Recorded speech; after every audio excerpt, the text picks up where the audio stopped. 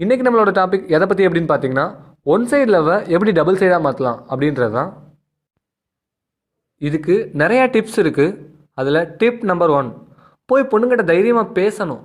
அதை பற்றி லாஸ்ட் வீடியோவில் நல்லா எலாபரேட்டாக பார்த்தோம். சப்போஸ் நீங்கள் லாஸ்ட் வீடியோ பார்க்கலையா, டிஸ்கிரிப்ஷனில் இருக்குது, போய் பார்த்துட்டு வாங்க. நவ் டிப் நம்பர் 2, தயவு செஞ்சு ஸ்டார்டிங்லேயே உங்கள் லவ்வை எக்ஸ்ப்ரெஸ் பண்ணிடாதீங்க. சப்போஸ் அவங்களுக்கு அது வரைக்கும் உங்கள் மேலே லவ்வே வரலைன்னா அவங்க உங்களை பார்க்கும்போதெல்லாம் சீன் போட ஆரம்பிச்சிடுவாங்க. கொஞ்சம் டிஃப்ரெண்ட்டாக நடந்துப்பாங்க. இவன் நம்மளை இம்ப்ரெஸ் பண்ண தான் ட்ரை பண்ணுறானோ அப்படின்ற தாட்டுக்குலாம் வருவாங்க. ஸோ தயவு செஞ்சு ஸ்டார்டிங்கில் லவ்வை எக்ஸ்ப்ரெஸ் பண்ணாதீங்க. எப்போ நம்ம லவ்வை எக்ஸ்ப்ரெஸ் பண்ணலாம் அப்படின்னு பார்த்தீங்கன்னா, ஃபஸ்ட்டு ஃப்ரெண்டாக பேசணும். அதுக்கப்புறம் எந்தளவு ஃப்ரெண்டாக பேசணும்னா, நம்ம லவ்வை சொன்னதுக்கப்புறமும் அவங்களால நம்மளை விட்டுட்டு போக முடியாதபடி இருக்கணும். அந்த ஸ்டேஜில் தான் நம்ம ப்ரப்போஸ் பண்ணலாம். நவ் டிப் நம்பர் 3, மற்றவங்களேருந்து டிஃப்ரெண்ட்டாகவும் கொஞ்சம் ஸ்பெஷலாகவும் தெரியுங்க. ஃபார் எக்ஸாம்பிள், உங்களுக்கு ஏதாச்சும் ஒரு ஃபீல்டில் இன்ட்ரெஸ்ட் இருக்கும். நீங்கள் நல்லா ஸ்போர்ட்ஸ் ப்ளே பண்ணலாம், இல்லை கிட்டார் நல்லா ப்ளே பண்ணலாம், ஏதாச்சும் ஒன்று. பட் ஆனால் மற்றவங்களேருந்து நீங்கள் டிஃப்ரெண்ட்டாக இருக்கணும், கொஞ்சம் ஸ்பெஷலாகவும் இருக்கணும். அப்படி இருந்தீங்கன்னா அது கண்டிப்பாக உங்களோட க்ரஷ்ஷை இம்ப்ரெஸ் பண்ணும்.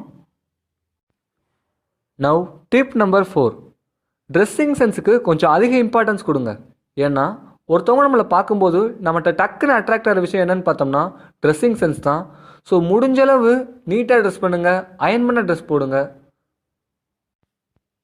நவ் டிப் நம்பர் 5, முடிஞ்சளவு அவங்கள்ட்ட பேசும்போது நல்லா ஜாலியாக பேசுங்க. அவங்கள முடிஞ்சளவு எவ்வளோ சிரிக்க வைக்க முடியுமோ அவங்கள சிரிக்க வைங்க. அப்புறம் பேசும்போது அவங்கள இம்ப்ரெஸ் பண்ணுற மாதிரி பேசுங்க.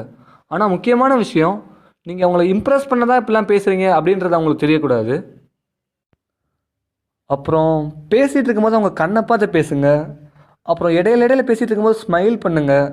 அவங்க ஏதாச்சும் பேசுனாங்கன்னா அதை நல்லா லிசன் பண்ணுங்கள். நவ் டிப் நம்பர் 6, கொஞ்சம் பிஸியாக இருக்கும் போது காமிச்சிக்கோங்க. பட் கொஞ்சம் தான், ரொம்ப இல்லை. எப்போயாச்சும் மெசேஜ் பண்ண ஆரம்பிச்சிருப்பாங்க, அப்போ இல்லை ஒர்க் இருக்குது அப்புறம் பேசுகிறேன் அப்படின்னு சொல்லுங்கள். அப்படி கொஞ்சம் கொஞ்சமாக கால் பண்ணும்போது எடுக்காதீங்க. ஆனால் இதெல்லாம் கொஞ்சமாக பண்ணணும். அதிகமாக பண்ணிங்கன்னா அவங்க ஹேட் பண்ண ஆரம்பிச்சிருவாங்க.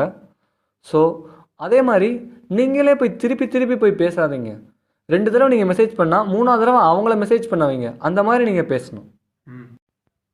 நவ் டிப் நம்பர் 7, அவங்கள்ட்ட சேட்டில் பேசிகிட்டு இருக்கும்போதோ காலில் பேசிகிட்டு இருக்கும்போதோ முடிஞ்ச வரைக்கும் நீங்கள் சேட்டை என் பண்ணுங்கள். ஏதாச்சும் ஒரு ரீசன் சொல்லி அவங்க எப்போ பாய் சொல்லுவாங்க அப்படின்லாம் வெயிட் பண்ணிகிட்டு இருக்காதீங்க. ஓகேவா?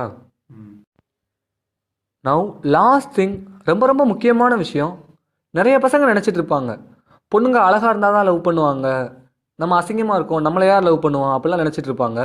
ஒன்றே ஒன்று நல்லா ஞாபகம் வச்சுக்கோங்க, அழகுக்கும் லவ்வுக்கும் சம்மந்தமே கிடையாது.